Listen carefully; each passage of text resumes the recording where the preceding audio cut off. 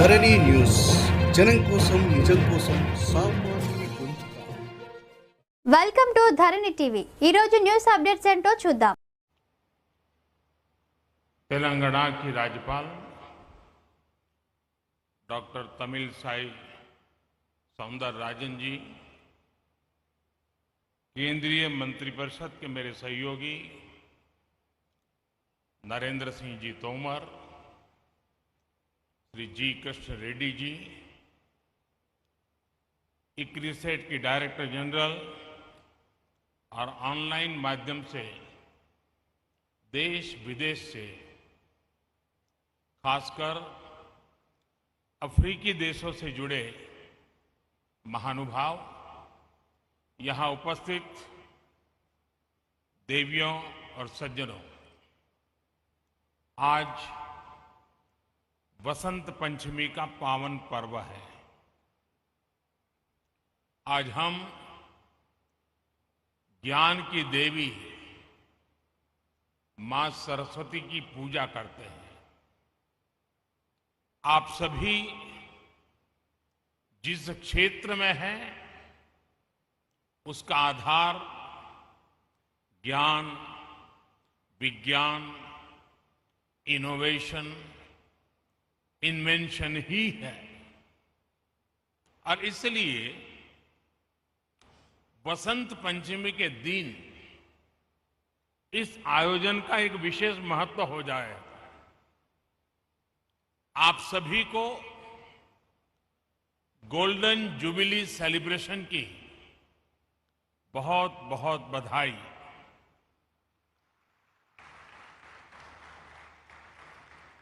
साथियों, 50 साल एक बहुत बड़ा समय होता है और इस 50 साल की यात्रा में जब जब जिस जिसने जो योगदान दिया है वे सभी अभिनंदन के अधिकारी हैं। इस कार्य को आगे बढ़ाने के लिए जिन जिन लोगों ने प्रयास किया है मैं उनका भी आज अभिनंदन करता हूं। ये भी अद्भुत संयोग है कि आज जब भारत अपनी आजादी के 75 वर्ष का पर्व मना रहा है तो आपकी संस्था 50 साल के इस अहम पड़ाव पर है। जब भारत ने आजादी के 100 वर्ष मनाएगा तो आप 75 वर्ष में होंगे। जैसे भारत ने अगले 25 वर्षों के लिए नए लक्ष्य बनाए हैं, उन पर काम करना शुरू कर दिया है, वैसे ही अगले 25 वर्ष इक्रिसेट के लिए भी उतने ही अहम है। साथियों, आपके पास 5 दशकों का अनुभव है। इन 5 दशकों में आपने भारत सहित दुनिया के एक बड़े हिस्से में कृषि क्षेत्र की मदद की है। आपकी रिसर्च, आपकी टेक्नोलॉजी ने मुश्किल परिस्थितियों में खेती को आसान और सस्टेनेबल बनाया है। अभी मैंने जो टेक्नोलॉजी डिस्प्ले देखा उसमें इक्रिसेट के प्रयासों की सफलता नजर आती है। पानी और मिट्टी का मैनेजमेंट हो, क्रॉप वैरायटी और प्रोडक्शन प्रैक्टिसेस में सुधार हो, ऑन फार्म डायवर्सिटी में बढ़ोतरी हो, लाइव स्टॉक इंटीग्रेशन हो और किसानों को मार्केट से जोड़ना हो, ये होलिस्टिक अप्रोच निश्चित रूप से एग्रीकल्चर को सस्टेनेबल बनाने में मदद करती है। तेलंगाना और आंध्र प्रदेश में दालों, विशेष रूप से चिकपी को लेकर इस क्षेत्र में जो विस्तार हुआ है, उसमें आपका योगदान अहम रहा है। किसानों के साथ इक्रिसेट की यही कोलैबोरेटिव अप्रोच खेती को और सशक्त करेगी, समृद्ध करेगी। आज climate change research facility on planet protection और रैपिड जनरेशन एडवांसमेंट फैसिलिटी के रूप में नई फैसिलिटीज का उद्घाटन हुआ है। ये रिसर्च फैसिलिटीज क्लाइमेट चेंज की चुनौती का सामना करने में कृषि जगत की बहुत मदद करेंगे। और आपको पता होगा, बदलते हुए क्लाइमेट में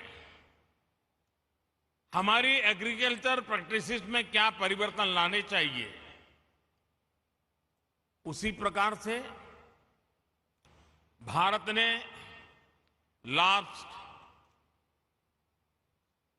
एक बहुत बड़ा इनिशिएटिव लिया है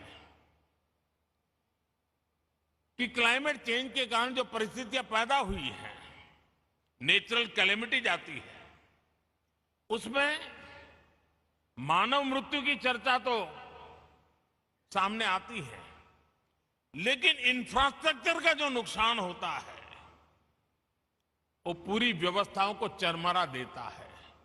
और इसलिए भारत सरकार ने क्लाइमेट रेजिस्टेंस वाले इंफ्रास्ट्रक्चर के लिए उस पर चिंतन मनन और योजनाएं बनाने के लिए ग्लोबल लेवल के इंस्टीट्यूट को जन्म दिया है। आज वैसा ही एक काम इस एग्रीकल्चर सेक्टर के लिए हो रहा है। आप सब अभिनंदन के अधिकारी हैं। साथियों, क्लाइमेट चेंज वैसे तो दुनिया की हर आबादी को प्रभावित करता है, लेकिन इससे सबसे ज्यादा प्रभावित लोग वो होते हैं जो समाज के आखिरी पायदान पर होते हैं, जिनके पास रिसोर्सेज की कमी है, जो विकास की सीढ़ी में ऊपर चढ़ने के लिए मेहनत कर रहे हैं। इनमें बड़ी संख्या में हमारे छोटे किसान हैं और भारत में 80-85% किसान छोटे किसान हैं। हमारे छोटे किसान क्लाइमेट चेंज की बात उनके लिए बहुत बड़ा संकट बन जाती है। इसलिए भारत ने क्लाइमेट चैलेंज से निपटने के लिए दुनिया से इस पर विशेष ध्यान देने का आग्रह किया है। भारत ने 2070 तक 2070 तक नेट जीरो का टारगेट तो रखा ही है। हमने life mission, lifestyle for environment, इस लाइफ मिशन की जरूरत को भी हाईलाइट किया है। उसी प्रकार से प्रो प्लेनेट पीपल एक ऐसा मूवमेंट है जो क्लाइमेट चैलेंज से निपटने के लिए हर कम्युनिटी को, हर इंडिविजुअल को क्लाइमेट रिस्पॉन्सिबिलिटी से जोड़ता है। ये सिर्फ बातों तक सीमित नहीं है, बल्कि भारत सरकार के एक्शंस में भी ये रिफ्लेक्ट होता है। बीते सालों के प्रयासों को आगे बढ़ाते हुए इस साल के बजट में क्लाइमेट एक्शन को बहुत अधिक प्राथमिकता दी गई है। ये बजट हर स्तर पर, हर सेक्टर में ग्रीन फ्यूचर के भारत के कमिटमेंट्स को प्रोत्साहित करने वाला है। साथियों, क्लाइमेट और दूसरे फैक्टर्स के कारण भारत की एग्रीकल्चर के सामने जो चुनौतियां हैं उनसे निपटने में भारत के प्रयासों से आप सभी एक्सपर्ट, साइंटिस्ट, टेक्नीशियंस भली भांति परिचित हैं। आप में से ज्यादातर लोग ये भी जानते हैं कि भारत में 15 एग्रो क्लाइमेट जोन्स हैं। हमारे यहां वसंत, ग्रीष्म, वर्षा, शरद, हेमंत और शिशिर, ये 6 ऋतुएं भी होती हैं। यानी हमारे पास एग्रीकल्चर से जुड़ा बहुत विविधता भरा और बहुत प्राचीन अनुभव है। इस अनुभव का लाभ विश्व के अन्य देशों को भी मिले, इसके लिए इक्रिसेट जैसे संस्थाओं को भी अपने प्रयास बढ़ाने होंगे। आज हम देश के करीब 170 डिस्ट्रिक्ट्स में ड्राउट प्रूफिंग के समाधान दे रहे हैं। क्लाइमेट चैलेंज से अपने किसानों को बचाने के लिए हमारा फोकस बैक टू बेसिक और मार्च टू फ्यूचर दोनों के फ्यूजन पर है। हमारा फोकस देश के उन 80% से अधिक छोटे किसानों पर है जिनको हमारी सबसे अधिक जरूरत है। इस बजट में भी आपने नोट किया होगा कि नेचुरल फार्मिंग और डिजिटल एग्रीकल्चर पर अभूतपूर्व बल दिया गया है। एक तरफ हम मिलेट्स, मोटे अनाज का दायरा बढ़ाने पर फोकस कर रहे हैं, केमिकल फ्री खेती पर बल दे रहे हैं, तो वहीं दूसरी तरफ सोलर पंप से लेकर किसान ड्रोन्स तक की खेती में आधुनिक टेक्नोलॉजी को प्रोत्साहित कर रहे हैं। आजादी के अमृतकाल यानी आने वाले 25 वर्ष के लिए एग्रीकल्चर ग्रोथ के लिए हमारे विजन का ये बहुत अहम हिस्सा है। साथियों, बदलते हुए भारत का एक महत्वपूर्ण पक्ष है डिजिटल एग्रीकल्चर।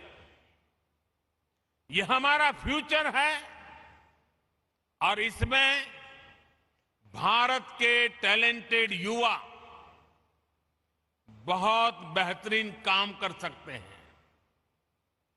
डिजिटल टेक्नोलॉजी से कैसे हम किसान को एम्पावर कर सकते हैं, इसके लिए भारत में प्रयास निरंतर बढ़ रहे हैं।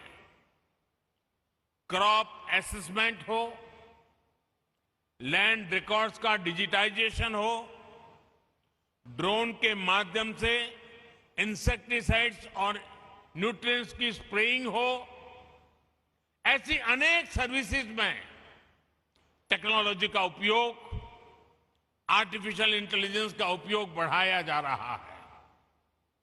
किसानों को सस्ती और हाई टेक सर्विस देने के लिए एग्रीकल्चर रिसर्च से जुड़े इकोसिस्टम्स और प्राइवेट एग्रीटेक प्लेयर्स के साथ मिलकर के काम हो रहा है। सिंचाई के अभाव वाले इलाकों में किसानों को बेहतर बीज, ज्यादा पैदावार, पानी के मैनेजमेंट को लेकर आईसीएआर और इक्रिसेट की पार्टनरशिप सफल रही है। इस सक्सेस को डिजिटल एग्रीकल्चर में भी विस्तार दिया जा सकता है। साथियों, आजादी के अमृत काल में हम हायर एग्रीकल्चर ग्रोथ पर फोकस के साथ ही इंक्लूसिव ग्रोथ को भी प्राथमिकता दे रहे हैं। आप सब जानते हैं कि कृषि के क्षेत्र में महिलाओं का योगदान बहुत अहम है। उन्हें सब प्रकार की मदद देने के लिए स्वयं सहायता समूहों के माध्यम से भी प्रयास किया जा रहा है। खेती में देश की एक बहुत बड़ी आबादी को गरीबी से बाहर निकालकर बेहतर लाइफस्टाइल की तरफ ले जाने का पोटेंशियल है। ये अमृतकाल कठिन भौगोलिक परिस्थितियों में खेती करने वाले किसानों को कठिनाइयों से बाहर निकालने के नए माध्यम भी मुहैया कराएगा। हमने देखा है सिंचाई के अभाव में देश का एक बहुत बड़ा हिस्सा ग्रीन रिवॉल्यूशन का हिस्सा नहीं बन पाया था। अब हम दोहरी रणनीति पर काम कर रहे हैं। एक तरफ हम वाटर कंजर्वेशन के माध्यम से नदियों को जोड़कर एक बड़े क्षेत्र को इरिगेशन के दायरे में ला रहे हैं। और अभी जब मैं प्रारंभ में यहां के सारे अचीवमेंट्स को देख रहा था तो उसमें बुंदेलखंड में किस प्रकार से पानी के प्रबंधन को और पर ड्रॉप मोर क्रॉप के मिशन को सफल करने के लिए कैसे सफलता पाई है उसका विस्तार से वर्णन मेरे सामने साइंटिस्ट कर रहे थे। वहीं दूसरी तरफ हम कम सिंचित क्षेत्रों में वाटर यूज एफिशिएंसी बढ़ाने के लिए माइक्रो इरिगेशन पर जोर दे रहे हैं। जिन फसलों को पानी की जरूरत कम होती है और जो पानी की कमी से प्रभावित नहीं होती, उन्हें भी आधुनिक वैरायटी के विकास से प्रोत्साहन दिया जा रहा है। खाने के तेल में आत्मनिर्भरता के लिए जो नेशनल मिशन हमने शुरू किया है वो भी हमारी नई अप्रोच को दिखाता है। आने वाले 5 सालों में हमारा लक्ष्य पाम ऑयल एरिया में 6.5 लाख हेक्टेयर की वृद्धि करने का है। इसके लिए भारत सरकार किसानों को हर स्तर पर मदद दे रहा है। तेलंगाना और आंध्र प्रदेश के किसानों के लिए भी ये मिशन बहुत लाभकारी होगा। मुझे बताया गया है कि तेलंगाना के किसानों ने पाम ऑयल की प्लांटेशन से जुड़े बड़े लक्ष्य रखे हैं। उनको सपोर्ट करने के लिए केंद्र सरकार हर संभव सहायता देगी। साथियों, पिछले कुछ वर्षों में भारत में पोस्ट हार्वेस्ट इंफ्रास्ट्रक्चर को भी मजबूत किया गया है। हाल के वर्षों में 35 मिलियन टन की कोल्ड चेन स्टोरेज कैपेसिटी तैयार की गई है। सरकार ने जो 1 लाख करोड़ रुपए का एग्रीकल्चर इंफ्रास्ट्रक्चर फंड बनाया है, उसकी वजह से भी पोस्ट हार्वेस्ट इंफ्रास्ट्रक्चर का तेजी से विकास हुआ है। आज भारत में हम एफपीओस और एग्रीकल्चर वैल्यू चेन के निर्माण पर भी बहुत फोकस कर रहे हैं। देश के छोटे किसानों को हजारों एफपीओस में संगठित करके हम उन्हें एक जागरूक और बड़ी मार्केट फोर्स बनाना चाहते हैं। साथियों, भारत के सेमी एरिड क्षेत्रों में काम करने का इक्रिसेट के पास एक रिच एक्सपीरियंस है, इसलिए सेमी एरिड क्षेत्रों के लिए हमें मिलकर किसानों को जोड़कर सस्टेनेबल और डाइवर्सिफाइड प्रोडक्शन सिस्टम का निर्माण करना होगा। अपने अनुभवों को ईस्ट और साउथ अफ्रीका के देशों के साथ शेयर करने के लिए एक्सचेंज प्रोग्राम भी शुरू किया जा सकता है। हमारा लक्ष्य सिर्फ अनाज का प्रोडक्शन बढ़ाना ही नहीं है। आज भारत के पास सरप्लस फूड ग्रेन है, जिसके दम पर हम दुनिया का इतना बड़ा फूड सिक्योरिटी प्रोग्राम चला रहे हैं।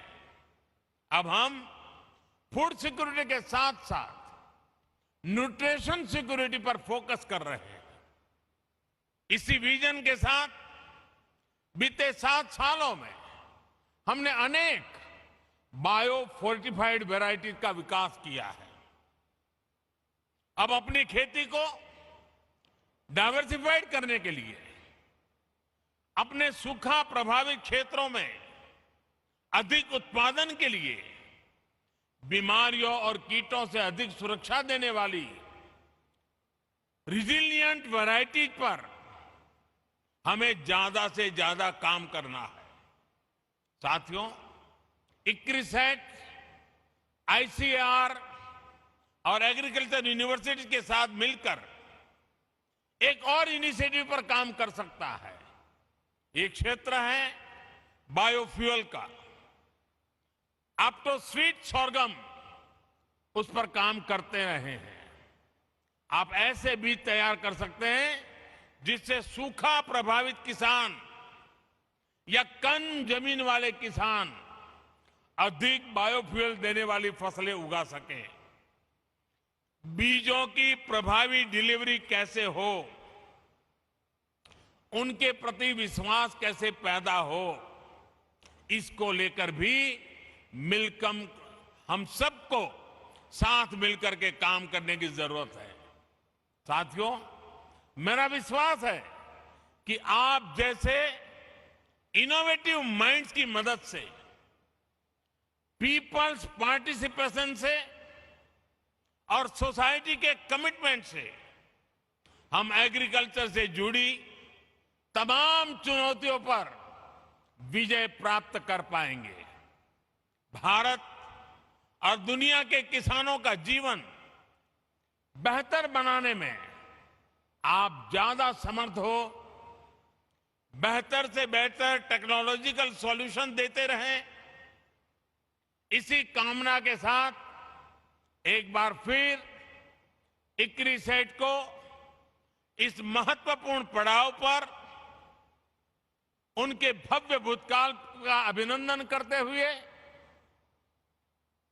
उज्जवल भविष्य की कामना करते हुए,